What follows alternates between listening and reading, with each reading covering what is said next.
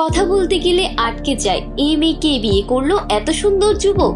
কথা বলতে গেলে আটকে যায়, ঠিকঠাক মতো উচ্চারণ করতে পারেন না, চেহারাটাও ভালো না, আর এই মেয়েটাকে বিয়ে করলো এত সুন্দর যুবক। হ্যাঁ, সম্প্রতি প্রীতি মজুমদার নামে এক মেয়ের বিয়ের ভিডিও ভাইরাল হওয়ার পরে এই সমস্ত নেগেটিভ মন্তব্য উঠে আসে। কাউকে এমনও বলতে দেখা যায় টাকার লোভেই এমন একটা মেয়েকে বিয়ে করেছে, আবার কেউ কেউ বলছেন দয়া করেছে ছেলেটি। কিন্তু জানলে অবাক হবেন, এই প্রীতির সাথে 7 বছরের প্রেম সৌমিন প্রীত দত্তের, যেখানে আজকাল সুন্দরতা আর টাকা পয়সার কাছে 7 দিনের প্রেমও টেকে না, সেখানে 7 বছরের ভালোবাসা বিয়ের মণ্ডপ পর্যন্ত নিয়ে গেছেন। আপনাদের মন গড়া গল্পের স্পেশাল বিউটি। হ্যাঁ, তার মুখটা একটু বাঁকা, কথা বলতে গিয়ে অসুবিধে হয়, দেখতে হয়তো অসুন্দর, সেই তুলনায় ছেলেটি রাজপুত্র।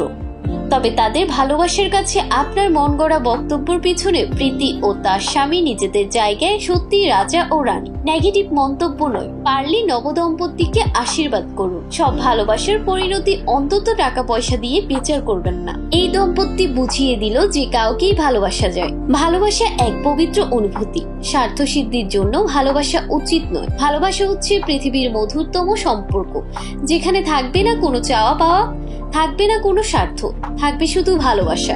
ভালোবাসার সাথে প্রত্যাশার কোনো সম্পর্ক নেই। সত্যিকারের ভালোবাসা শুধু ভালোবাসার মানুষটিকে সুখী করতে চায়, তার থেকে প্রত্যাশা আশা করে না। প্রত্যাশার চাপ আস্তে আস্তে ভালোবাসাকে মেরে ফেলে। আপনার ভালোবাসার মানুষটি আপনার প্রত্যাশা পূরণের কোনো বস্তু নয়।